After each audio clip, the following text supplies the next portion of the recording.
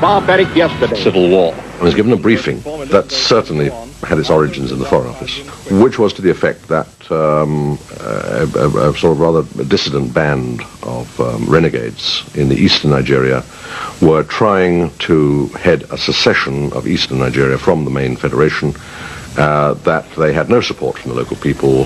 They were led by a rather weird colonel, and that the Nigerian army, with its magnificent British training, would wrap the whole thing up in 10 days.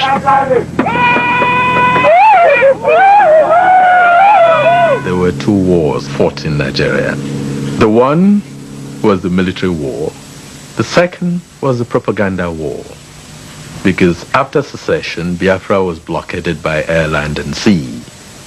And so it had no outlet. It therefore had to turn to propaganda to make the rest of the world aware of what Biafra was suffering. This year, it's a matter of life and death. There's been a war going on in West Africa for 2 years now. It's a civil war between the Biafrans and the Nigerians. We're not going to say which side is right or which side is wrong, except that all war is always wrong. No matter whose fault it is that thousands are dying every day, it isn't his fault.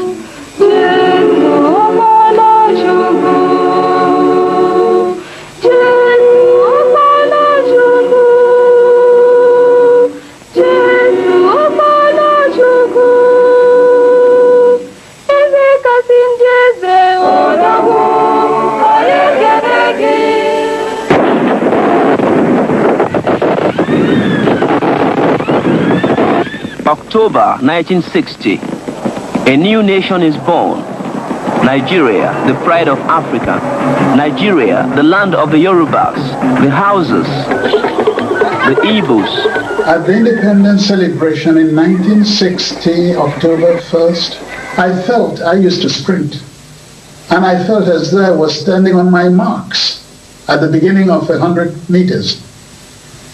And I just wanted the ceremony to get off so that we can get on to the real business of nation building and startling the world, let them know we have arrived.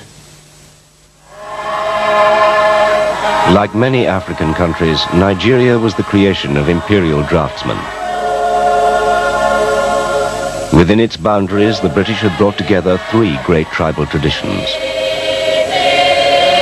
In the north lived the Fulani and their Hausa vassals.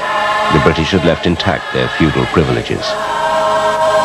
In the west, Yoruba rulers had found new tokens of power and prestige.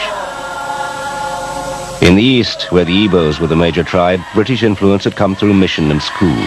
The Igbos became known as the Jews of Africa and took over the administration of the colonial state.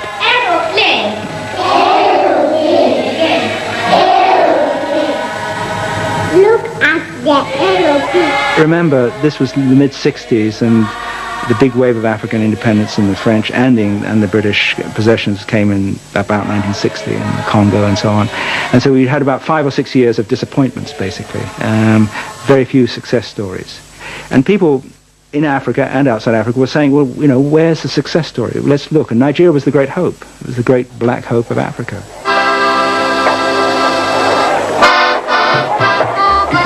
With their educational advantage, the Igbos spread throughout the country as traders and public servants.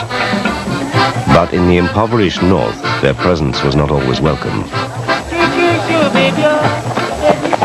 There was resentment in the north towards the Igbos because they thought that they occupied everything in the place. They were civil servants, they were railwaymen, they were teachers. They wanted the Igbos to go home because they had taken the jobs of all the Northerners. In 1966, the bubble of resentment that had been building for years against the Igbos burst in a rage of communal violence. Northern civilians and soldiers rose in a vicious ethnic pogrom. Thousands of Igbos lost their lives.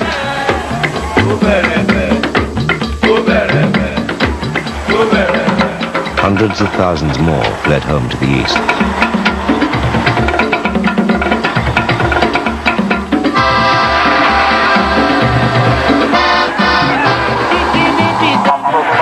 When the federal government proved incapable of halting the pogroms, Ojukwu, then a colonel and military governor of eastern Nigeria, grasped the opportunity.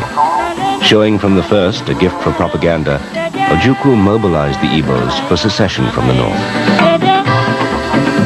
Ojukwu's public relations were very good. The propaganda necessarily appeals to the senses and sensibilities of people.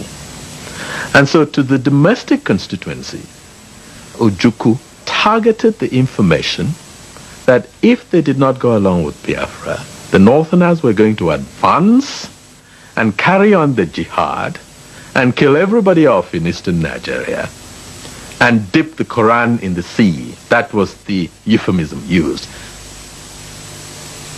This is not an occasion to stir up emotions, but it is impossible to forget that men, women, and children of our kith and kin were taken out of their beds and slaughtered.